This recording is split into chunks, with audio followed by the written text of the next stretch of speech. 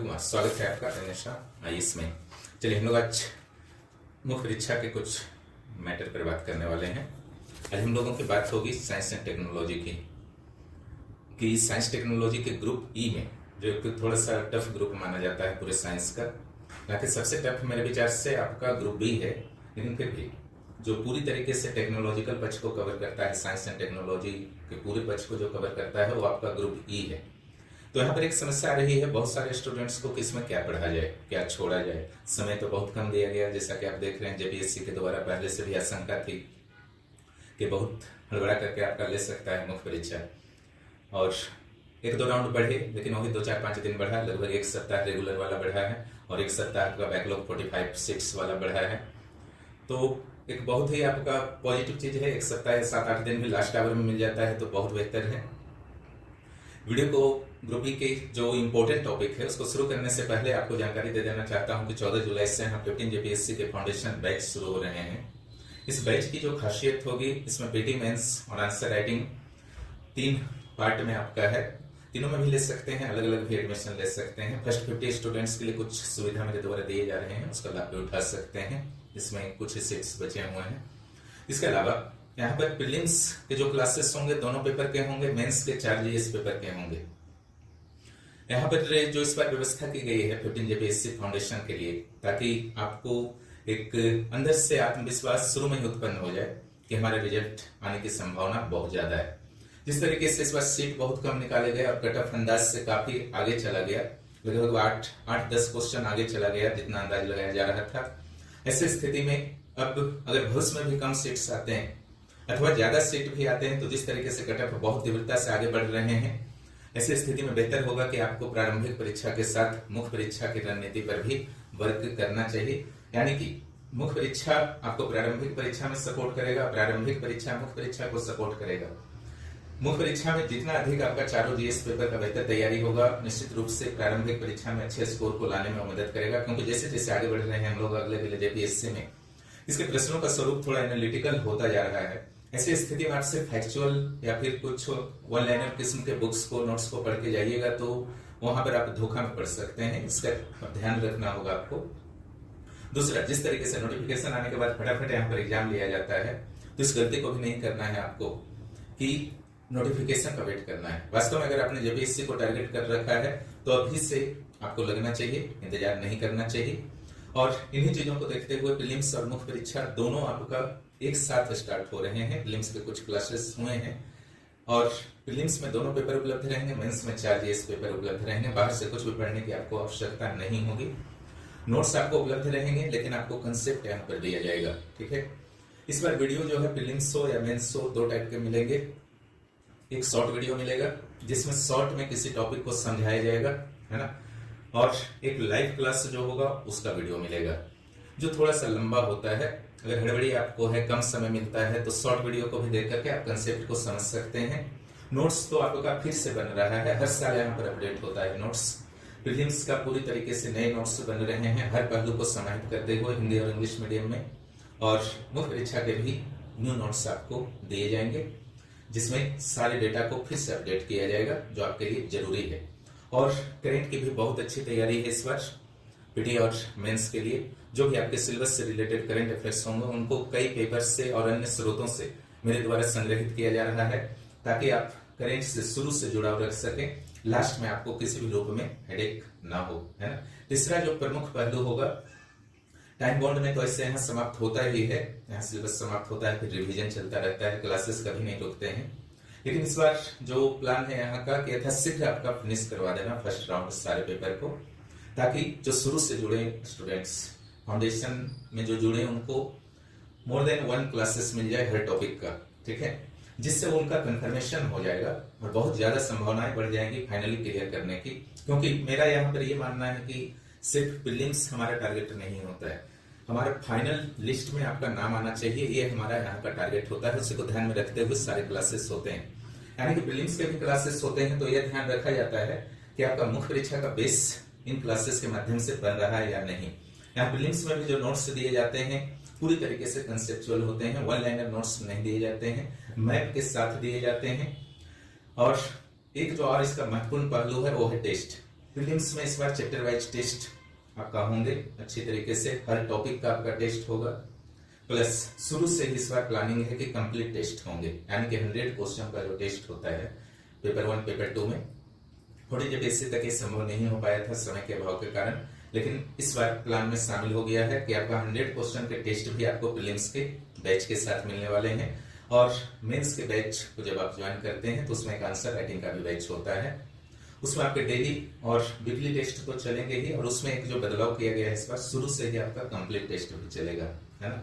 तो ये सब कुछ बदलाव है जो सकारात्मक है। और जो सबसे ज्यादा इंपॉर्टेंट आपका है कि बहुत ही फास्ट करवाया जाएगा इस बार, उसका लाभ उठाइए। आंसर राइटिंग ग्रुप में लिमिटेड सीट्स होते हैं, इसका ध्यान रखेंगे। और शुरू से क्लास को ज्वाइन कीजिए, जिससे कंफ्यूजन आपको नहीं होगा। लास्ट में ज्वाइन करने से थोड़ी सी समस्या आ जाती है। कभी कभी ऐसा भी प्रतीत होता है, ठीक है हमारा पढ़ा हुआ है, लास्ट में ज्वाइन करते हैं यहाँ पर स्टूडेंट, जब यहाँ पर जुड़ते हैं तो उनको लगता है कि जो भी वो पढ़े थे उनमें कई तरीके के प्रॉब्लम्स थे, सुधार की जरूरत थी, जिसको शुरू में वो समझ नहीं पाए थे। वो चीज नहीं होना चाहिए। अगर आप 100% कन्फर्म है कि हाँ आप सेल्फ स्टडी कर सकते हैं तभी कीजिए। अगर आप में कुछ भी आशंका है तो पूरे साल को मत बर्बाद कीजिए, है ना। आपको गाइडेंस जरूर लेना चाहिए, और लेने से आइए से आपको बेहतर गाइडेंस दे सकता है, इसका विश्वास रखें। चलिए हम लोग ग्रुप ई पर बात करते हैं कि ग्रुप ई में आपको इस बार मुख्य परीक्षा के लिए क्या क्या पढ़ करके जाना चाहिए, जिसको मैंने फोकस किया है यहाँ के बैच के स्टूडेंट्स के लिए जो मुख्य परीक्षा दे रहे हैं। आज ग्रुप ई का मैं चर्चा करता हूँ, फिर समय निकालकर साइंस के अन्य ग्रुप का भी मैं चर्चा कर दूंगा। एक जो आपका बहुत ही इंपॉर्टेंट होने वाला है वो है आपका साइंस एंड टेक्नोलॉजी पॉलिसी, है ना। इसका अलग अलग नाम रहा है। 1958 में पहले सिर्फ साइंस को फोकस था, इसलिए साइंस पॉलिसी के रूप में था। 1983 में टेक्नोलॉजी को फोकस किया गया तो टेक्नोलॉजी से रिलेटेड पॉलिसी था। 2003 में दोनों को मिक्स कर दिया गया। तो साइंस एंड टेक्नोलॉजी पॉलिसी जो हम लोग जनरली बात करते हैं वास्तव में 2003 वाला है। बाकी जो 1958 1958 वाला था ओनली साइंस से रिलेटेड था। 1983 ओनली प्रौद्योगिकी टेक्नोलॉजी से रिलेटेड था। इसके अलावा जो 2013 है उसमें इनोवेशन को भी जोड़ दिया गया, है ना। साइंस एंड टेक्नोलॉजी से इनोवेशन को जोड़ दिया गया। तो आपको यहाँ पर पढ़ना क्या है, साइंस एंड टेक्नोलॉजी पॉलिसी जो है बहुत ही इंपॉर्टेंट इस बार के लिए होने वाला है। तो चूंकि आपको नहीं बोला है कि 2013 का पढ़िए, है ना, इसलिए पहले वाले का भी एक एवरेज नॉलेज रखिए 1958, 83 एंड 2003 का, है ना। क्या क्या ऑब्जेक्टिव्स थे उस समय और क्या क्या फुलफिल हो पाए, एक एवरेज नॉलेज आपका होना चाहिए। सिर्फ रटने से नहीं होता है, ठीक है। यहाँ आपका कंसेप्ट, मुख्य परीक्षा में कंसेप्ट बहुत बेहतर, बहुत ही आपका बेसिक चीज होता है। कंसेप्ट बिना आप कुछ भी पढ़ रहे हैं मुख्य परीक्षा में तो आपको कई तरीके की समस्याओं का सामना करना पड़ता है। अगर आपका 1958 में पहला पॉलिसी आया था तो आपको पता होना चाहिए कि उस समय हमारे पीएम जवाहरलाल नेहरू थे जो सोशलिज्म के समर्थक थे, है ना। दूसरा, देश की स्वतंत्रता हाल फिलहाल में हुई थी 11 वर्ष पहले जब साइंस टेक्नोलॉजी आया। तो उस समय हमारी बहुत बड़ी चुनौती थी हमारे इंफ्रास्ट्रक्चर की, साइंटिफिक डेवलपमेंट एंड रिसर्च के लिए जो इंफ्रास्ट्रक्चर की जरूरत होती है शायद हमारे देश में थी ही नहीं। क्लियर। ऐसी स्थिति में टारगेट में तो रहेगा कि इंफ्रास्ट्रक्चर डेवलप बनाना। आप इंफ्रास्ट्रक्चर बना करके क्या करेंगे, जैसे हॉस्पिटल आपने बना दिया जब हमारे पास डॉक्टर नहीं हो, है ना, नर्सेस नहीं हो, पैरामेडिकल स्टाफ नहीं हो, सिंपल सी बात है, ह्यूमन रिसोर्सेज। तो ये दोनों को मेन टारगेट किया गया, है ना। यानी कि एक आपका फाउंडेशन की तरह 1958 को आप समझ सकते हैं। फिर आपका 1993 आता है। उदारीकरण तो नहीं पहुंचे थे, भारत सरकार साहस नहीं कर पा रही थी कि एलपीजी को अपना लिया जाए, हालांकि भारी अंतर्राष्ट्रीय दबाव आ चुका था 1980 के दौरान, और इसका प्रभाव राजीव गांधी के कार्यकाल में आप कुछ हद तक देखते हैं उनके कुछ डिसीजंस के मामले में, खास करके टेक्नोलॉजी के क्षेत्र में। लेकिन 1983 में जब इंदिरा गांधी थी तो चूंकि 74 में आपका पहला एटॉमिक टेस्ट हो चुका था भारत में, तो एक प्लस पॉइंट पॉजिटिवनेस कहीं ना कहीं से था भारत सरकार में कि टेक्नोलॉजी के क्षेत्र में हम लोग भी कुछ बेहतर कर सकते हैं। यहाँ पर स्पेशली क्या किया गया कि टेक्नोलॉजी, हम लोग जो टेक्नोलॉजी का आयात करते थे, जिसको कहा जाता है आयात प्रतिस्थापन, कि टेक्नोलॉजी जहां तक हो सके हम लोग खुद ही डेवलप करेंगे, है ना। ये आपका मूल बिंदु था 1983 का, है ना, पॉलिसी का, कि इंपोर्ट सब्सटीट्यूशन, क्या चीज का, टेक्नोलॉजी का। क्योंकि टेक्नोलॉजी को हम लोग जब आयात करते हैं तो काफी महंगे पड़ जाते हैं, समझ रहे हैं ना। दूसरा, हमारी परिस्थितियों के अनुसार, भारत की क्या परिस्थितियां हैं उसके अनुसार वो टेक्नोलॉजी कितना फिट बैठेगा यह भी कहना मुश्किल है। उसके अलावा बहुत सारे फॉरेन करेंसी, फॉरेक्स को भी हमको पे करना पड़ता है। इन स्थितियों में 1983 के बेस में डालिएगा, है ना, इंपोर्ट सब्सटीट्यूशन ऑफ टेक्नोलॉजी। हालांकि पूरी तरीके से तो सफलता नहीं मिली, शुरू से हमारा टारगेट रहा, चाहे 58 हो या 83 हो, कहीं ना कहीं से हमारा टारगेट रहा कि जितना भी हमारा जीडीपी है उसका 2% रिसर्च एंड डेवलपमेंट पर खर्च किया जाए। तो आपको 1983 से उसको यूज कर सकते हैं, क्लियर। इसके बाद 2003 आता है। आपको 2003 में पता है कि अटल बिहारी वाजपेयी थे और 1991 में हमारा देश जो था एलपीजी को अपना चुका था और एलपीजी के कारण कई चुनौतियां भी सामने आई थी भारतीय कंपनियों के समक्ष, भारतीय वैज्ञानिकों के समक्ष, रिसर्च एंड डेवलपमेंट के समक्ष। अब यहाँ पर 2003 में अगर हम प्राइवेट सेक्टर को महत्व नहीं देते तो निश्चित रूप से शायद ग्लोबलाइजेशन के इस दौर में हम सिर्फ और सिर्फ मार्केट बन करके रह जाते। इसलिए यहाँ पर एक पॉइंट स्पेशली आपको डालना है, प्राइवेट सेक्टर को महत्व दिया गया है ना। प्राइवेट सेक्टर को भी नीति में पहली बार शामिल किया गया, इसको आप विशेष रूप से डालेंगे। बाकी जो पॉइंट्स हैं आप देख लीजिएगा, है ना, उतना अभी मैं टॉपिक सिर्फ बता रहा हूँ। उसके बाद आपका लास्ट जो नीति आता है, चौथा पॉलिसी आता है science technology and innovation policy STIP 2013। इसको थोड़ा सा डिटेल में पढ़ना है। यहाँ पर आपका बेसिक चीज का ध्यान आप रखेंगे कि जो कहा जाता है ना लैब टू लैंड, यानी कि जो भी हम रिसर्च कर रहे हैं, जो भी इनोवेशन कर रहे हैं, उसको आपको इंडस्ट्री तक पहुंचाना है, आम जनता के डेली यूजेस में उनको सपोर्ट करना है कि उनका डेली लाइफ आसान हो सके, विदेशी आयातित टेक्नोलॉजी पर और सामानों पर निर्भर न रहे। यानी कि जो भी रिसर्च हो रहे हो फाइलों में बंद होकर के रह नहीं जाना है आपका, ठीक है। रिसर्च सेंटर में इंडस्ट्री, एग्रीकल्चर, सर्विस सेक्टर, आम जनता तक पहुंचना चाहिए, बेसिक चीज था। हालांकि पूरी सफलता तो नहीं मिली लेकिन कुछ हद तक जरूर सफलता मिली। और जो प्राइवेट सेक्टर वाला है वो शामिल रहेगा, 2% जीडीपी का वो सब शामिल रहेगा, है ना। इसके बाद कोरोना काल आता है, उस समय 2020 में ड्राफ्ट आता है नई science technology and innovation policy का। हालांकि वो ड्राफ्ट आज तक ड्राफ्ट है ना। जहां 2013 में कहा गया था कि शीर्ष 5 वैज्ञानिक शक्तियों में हम भारत को शामिल करेंगे, है ना। 2020 के ड्राफ्ट में कहा गया शीर्ष 3 वैज्ञानिक शक्तियों में हम लोग शामिल करेंगे, इंपोर्टर से एक्सपोर्टर बनेंगे। कैसा शामिल हुआ है खुद देखिए कि 2007-6 साल से अधिक बीतने को आए हैं, आज तक वो आपका लागू ही नहीं हुआ है। समझ सकते हैं, ठीक है, कि पॉलिसी बनाने वाले हमारे जो 2020 के ड्राफ्ट बना रहे थे कितने सीरियस थे। या तो उनकी गलती होगी या सरकार के द्वारा कुछ आपका डिसीजन में लेट किया गया होगा, है ना। कहीं भी कुछ भी प्रॉब्लम है उसको सॉल्व किया जाना चाहिए, ठीक है।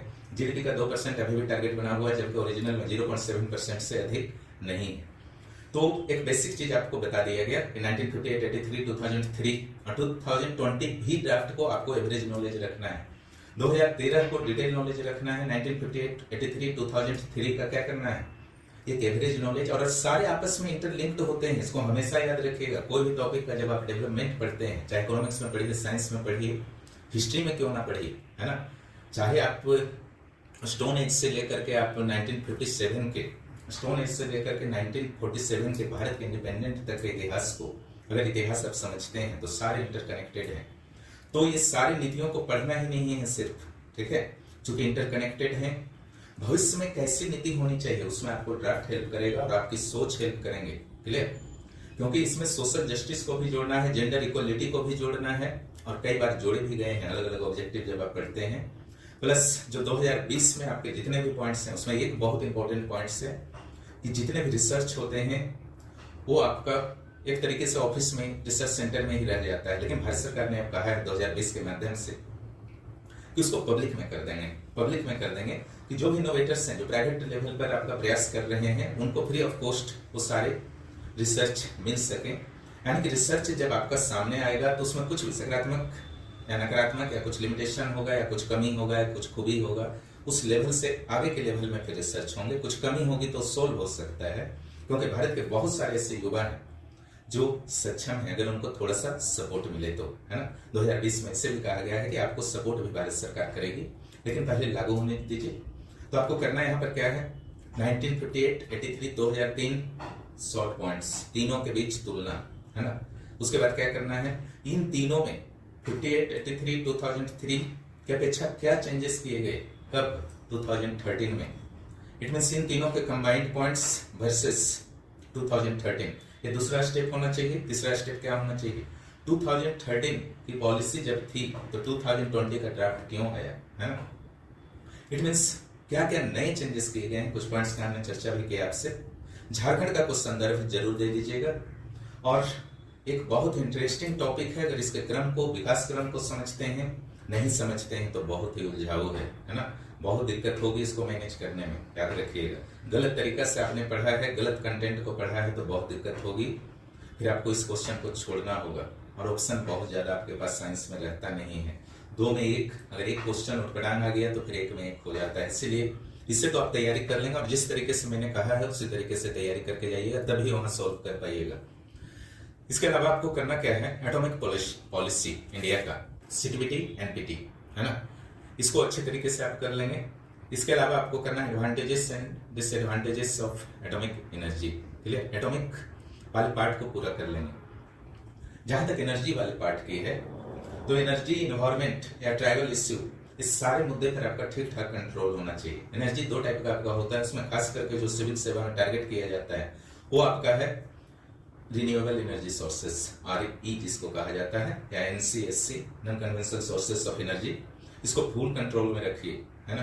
भले ही पिछला साल आ गया है, सब एवरग्रीन टॉपिक है, सब बताने का नहीं जरूरत है। एनवायरमेंट से रिलेटेड और एनर्जी से रिलेटेड, झारखंड का एनर्जी स्पेशली जो आपका जोर देता है आजकल सिविल सेवा, नवीकरणीय ऊर्जा को, NCSC को, यानी कि सोलर एनर्जी के बारे में आपको जानकारी रखना है, विंड एनर्जी के बारे में जानकारी रखना है, विंड मिल के माध्यम से, बायोमास, बायोथर्मल, है ना। इसके अलावा बायोगैस हो गया, हाइड्रोजन, लेटेस्ट आपकी ट्रेन चलाई गई है भारत में, तो हाइड्रोजन एनर्जी के बारे में आप जानकारी रखेंगे। ओशियन से रिलेटेड ओटेक है, टाइडल एनर्जी है, वो दोनों की आप जानकारी रखेंगे।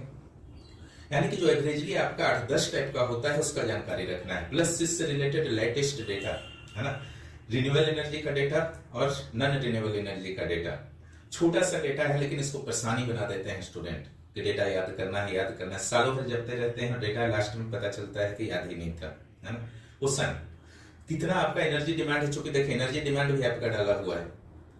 हमारा एनर्जी डिमांड भारत में पीक आवर में, समर सीजन में आपका, जब आपका पीक होता है मई जून में, उस समय 270 गीगावाट जाता है।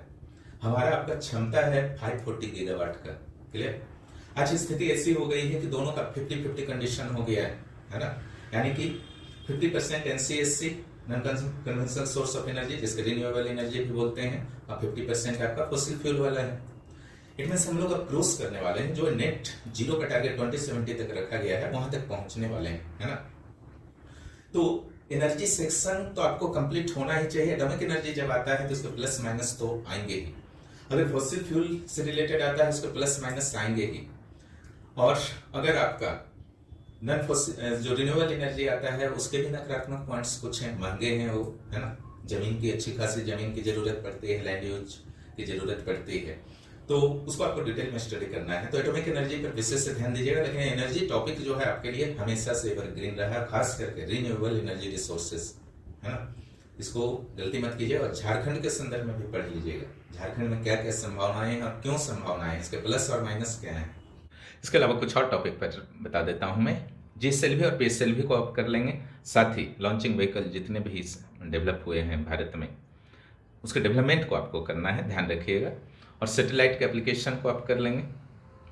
NPT और CTBT पर चर्चा हल्की से मैंने किया था, यहाँ पर मैं बता देता हूँ कि यहाँ पर करना क्या है।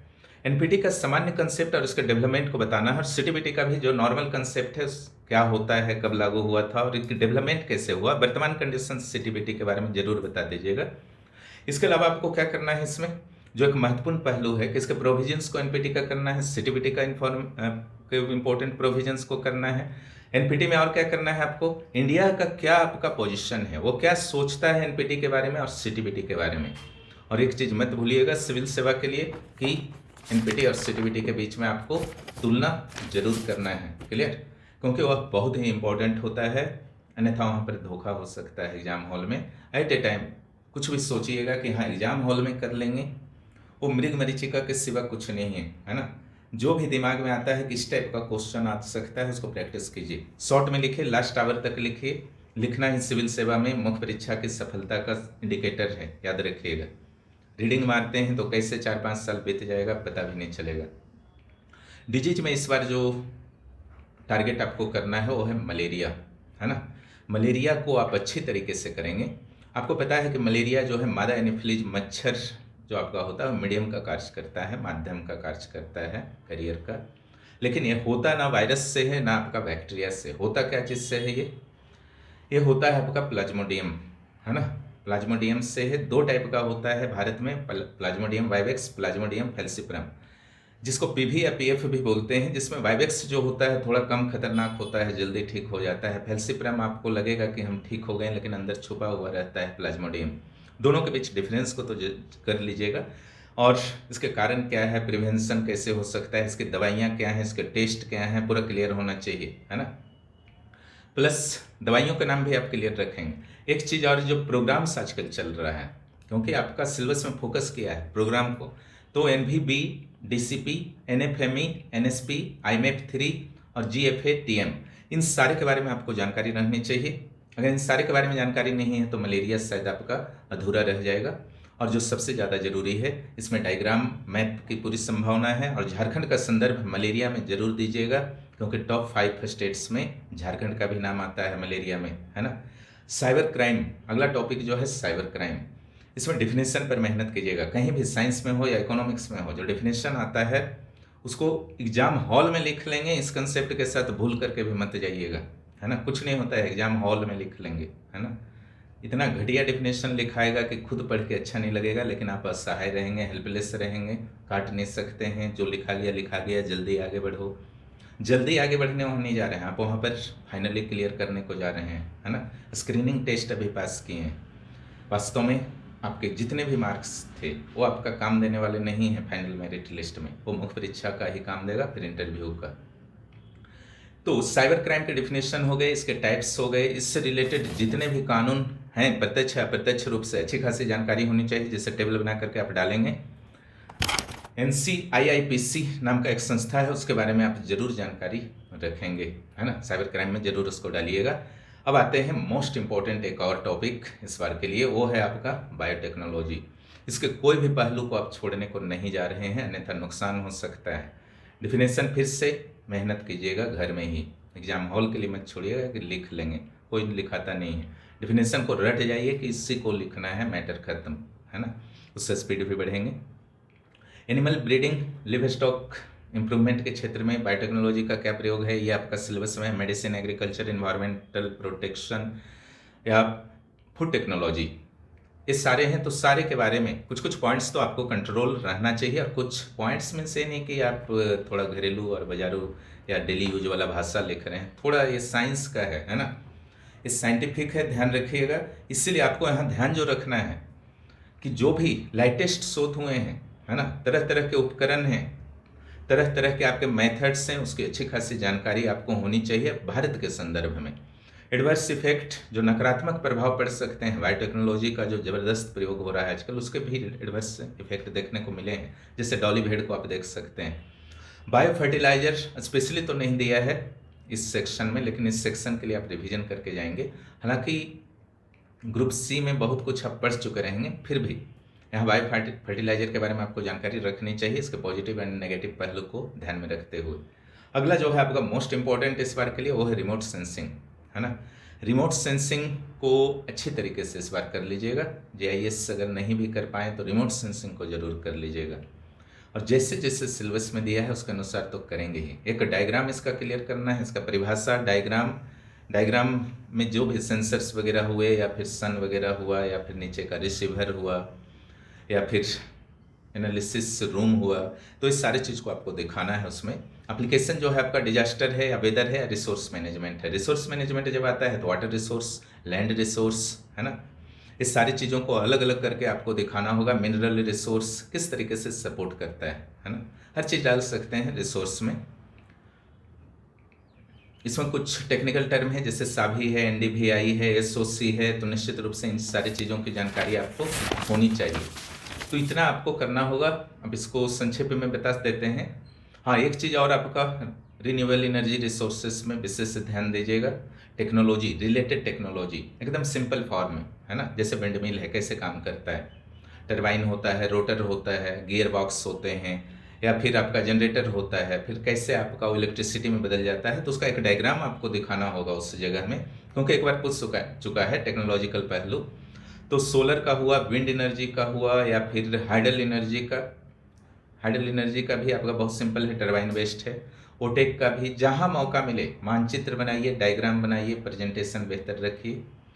निबंध के रूप में लिख के आएंगे। किसी के पास उतना समय नहीं है कि आपका उत्तर देखेगा, सिर्फ और सिर्फ एवरेज मार्किंग के लिए आप फिर तैयार रहिएगा, है ना। प्रेजेंटेशन बेहतर होना चाहिए, क्वेश्चन के डिमांड के अनुसार उत्तर होना चाहिए। इन चीज़ों को आप ध्यान रखिए एग्जाम में, फिर बहुत अच्छा एग्जाम जाएगा। अपनी ओर से बेहतर देने का प्रयास कीजिए। और 15 JPSC में जिनको भी जुड़ना है, प्रोजेक्ट मैनेजर के भी टेस्ट शुरू हुए हैं, उसके नोट्स पेपर 4 के उपलब्ध हैं, उसका भी लाभ उठा सकते हैं। उसका वीडियो भी उपलब्ध है, क्लासेस समाप्त हो चुके हैं, अब टेस्ट पर ध्यान दिया जा रहा है। लेकिन 15th फाउंडेशन में जिनको जुड़ना है, शुरू से ही जुड़ने का प्रयास करें, उसका विशेष लाभ आपको प्राप्त होगा। वीडियो देखने के लिए बहुत बहुत धन्यवाद। फिर मिलते हैं अगले वीडियो में। जो भी इस चैनल पर नए हैं, चैनल को सब्सक्राइब कीजिए और दोस्तों को भी चैनल के बारे में ज़रूर बताइए।